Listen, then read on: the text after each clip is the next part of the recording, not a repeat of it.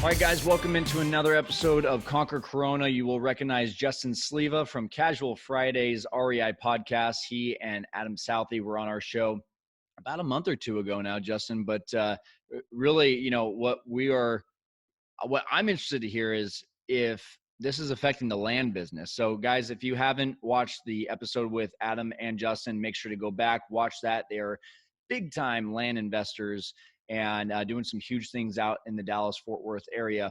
But Justin, what is this doing to land right now? Man, it's crazy because the way we market, we talk about being everywhere. And so I went really heavy on Facebook when it started happening. My thought process is that we were going to see a ton of people sitting at home just scrolling, and they're looking for information. I was like, well, how do I get in front of those people? And then I started doing geo-targeting marketing on all the properties we had in inventory. And we're seeing so many leads come in. I'm like, man, this is like just tax money's hit and people are going crazy. So we're seeing a ton of leads coming out, and people that should be staying sheltered. Some of these towns haven't been hit. So they're going out and looking at these properties because they're social distancing. So it's crazy to see that we're seeing the activity we are, but there's always that worry or the unknown of what's coming up. So I think that's the biggest fear for any small business owner is, hey, what's happening? What's the unknown? How long do we plan for? And for us right now, I had just had 15,000 blind offers hit in a state, and my phone is ringing off the hook. I had 53 calls yesterday off the blind offers, and I have another 27 so far today. And so and getting all that down has gone down to about 10 leads that I'm working through and starting to do our due diligence check on those. So we're seeing activity on both the buy and sell side, but it's still the unknown of what we need to plan for. Okay, so let's break it down for people right now because the structure of your business is much different than what a regular, I don't want to say regular, but just your typical buy and hold, fix and flip or wholesaler. Your structure is way different. So can you just like Reader's Digest version, give us the structure of your business and where that impact is coming the most? Like, where's that one part of your business structure that you're having to either do a 180 or really examine? Like you said, it's the unknown. So how are you preparing for that unknown? Does that make sense? Yes, sir. Right. Yeah. So our business structure compared to like a fix and flipper, we don't shop the MLS. We buy off-market properties via direct mail. We send blind offers out, and then we get responses back. We buy those properties and we bring them to market. So our goal is, and our exit strategy for that is to sell for cash, sell for terms. We have about 25% wholesale that go to other investors, but most part is we bring them back to market and relist them. The biggest impact to us is like I said, the unknown. You can't really plan for unknown, but you can plan for your business to be successful.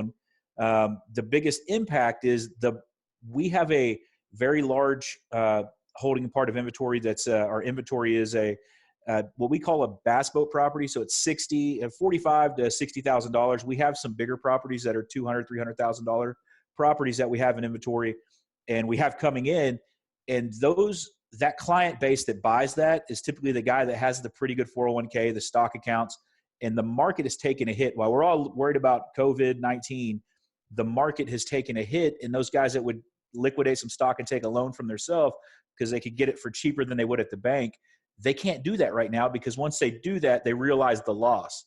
And so we've had a great run for the last 3.5 years, and now we're faced with, pre-2016, 2017 prices in the stock market. So that's where our impact has been. Luckily, we've diversified and we kind of plan for stuff like this. I say plan for it. Our business is diversified to a point that we can weather different types of property at different types of year. So our smaller properties, are $5,000 to $10,000 property range, are still moving because people are still getting tax money back. We have owner financing. We put them in place. Since we pay cash for our properties, we can take a little bit smaller of a down payment and get the payments to a point where it's still affordable if they still have their job or they're still getting paid. So we have those exit strategies in place, but it's imperative that you have to be somewhat fluid in this business. So I guess my backup question to that is you're getting these properties and listing them again. Is there an opportunity instead to do like an owner finance to someone instead of just straight up selling it to them? Yeah, and that's what we do is we do owner finance. We have that as an option. Typically, we ask for a higher down payment, anywhere from 20 to 30%. we are able to move that down a little bit. Again, we're just keeping more cash in the property versus getting all our cash out. Typically, we offer between 25 and 35% for the property off market. By doing that, it allows us to take 20 to 25% and get all our cash back out. Well, we can keep a little cash against it, and then, maybe replace that with a little bit of leverage. Instead of using our cash to pay our monthly operating costs, we'll put it on a line of credit this month. Or if our bank is deferring a payment, using that option and not feeling bad about it, because the economy is in a weird state right now. Yeah, that's an understatement, right? Yeah. So, Yeah. How long do you see this thing lasting? It's kind of something I'm asking everyone. I'm getting a lot of different answers, and it's all speculation right now, but how long do you think this thing's going to go for? So, and I keep saying this, and now I'm going to, I guess, say it in a public forum. I believe April 15th is the date that we're going to see things go back to normal. And I come to that conclusion because we started seeing big gatherings get shut down in the Dallas-Fort Worth area March 13th. We say we have a 14 to 17-day gestation period of the actual virus hanging out on stuff. So that gives us 2 weeks to get our stuff together, then 2 weeks for us to actually follow suit, and then we see that spike start coming down. I read an article about from a guy that I can't remember his name. I was going to write it down so I'd remember it today, but he was the guy that predicted within like 5 deaths of the Chinese virus and of like within 1,000 of the infected amount.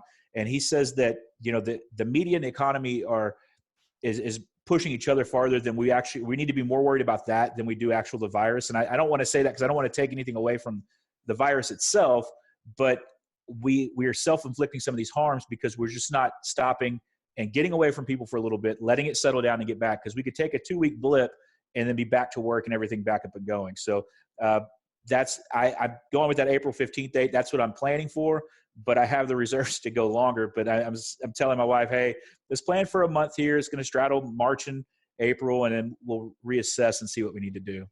Man, I hope you're right. April 15th is usually a dreaded day for tax day, but I would like that to be a good day this year. Yeah.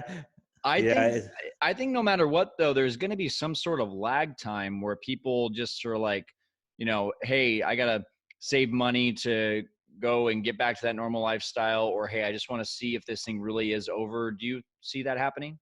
So I was talking to my neighbor. He's a pilot. And he's furloughed right now. The only essential as they need him. So all his flights were canceled for this week. So he's sitting at home, and me and my wife and our kids have been doing a bike ride. It's about 6 miles through our neighborhood, up and down a bunch of hills. So I was talking to him, and his kind of thought process is along the same lines as mine. We've got to taste what the end of the world could look like. This could, potentially could be the beginning of the end if we want to go there. And that's sad, and it's morbid to think that way. But if we come out of that, so many of us live for the moment that he thinks it's going to be a YOLO fest. Like, you only live once. We got to go. I've been talking about going to Hawaii, even if it's charging on the card. I kind of feel we're going to see that too, because cooped up, we have maybe some cash sitting. It didn't hit us as bad. We have the offset of the tax return coming back in, because that typically all gets spent into something that we really don't need. Now, if that covers our bills, that we lost a job, as long as the people that have lost their jobs and they're unemployed right now can get back to work, we'll see that sector pick back up. So I think the time length is going to be dependent upon that. If it's April 15th, people are going YOLO. It's going to be a crazy summer for everybody. If it's June, July, we're talking about a totally different thing. Okay. Well, that would be really good for the Airbnb business if everyone was in a YOLO situation. So I'm hoping you're right. So I guess in regards to your business, we kind of got off topic there, going into just coronavirus stuff, but back to your business. What opportunities right now, you mentioned people are more in front of their computers than ever, or their phones than ever. Are there other opportunities right now in land that you feel like are presenting itself or going to present itself when all this is said and done? Yeah, I think people are getting time to reorganize what they have, and kind of, for us, we typically buy unwanted land. And so we have a very difficult time balancing already that, hey, we're either trying to take advantage of somebody because we make blind offers and we do it extremely low, so we cover our cost. We cover a certain margin. So we have to be very careful in a time when there's a disaster not to go in and, try to take, I don't want to say take advantage, because that's not the intent, but we have to balance that pretty carefully. And, some of the calls I've gotten in the last 2 days, Typically we get about a 1.5%, 2% response rate off a letter. And, to see the amount of calls I've gotten in the last 2 days, and my answering service is having to disconnect because some people are irate.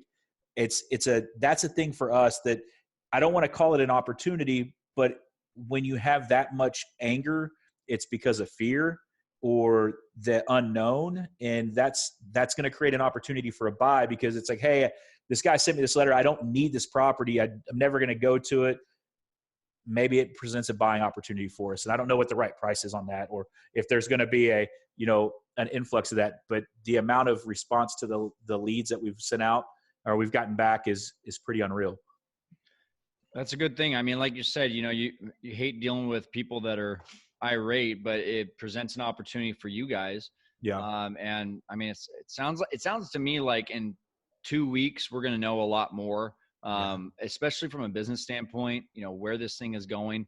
But all I know right now is you brought a lot of value today. I really appreciate you coming on and helping people to conquer Corona, survive and thrive during these uncertain times, man. And so any last words for people right now that are listening in, just advice from you?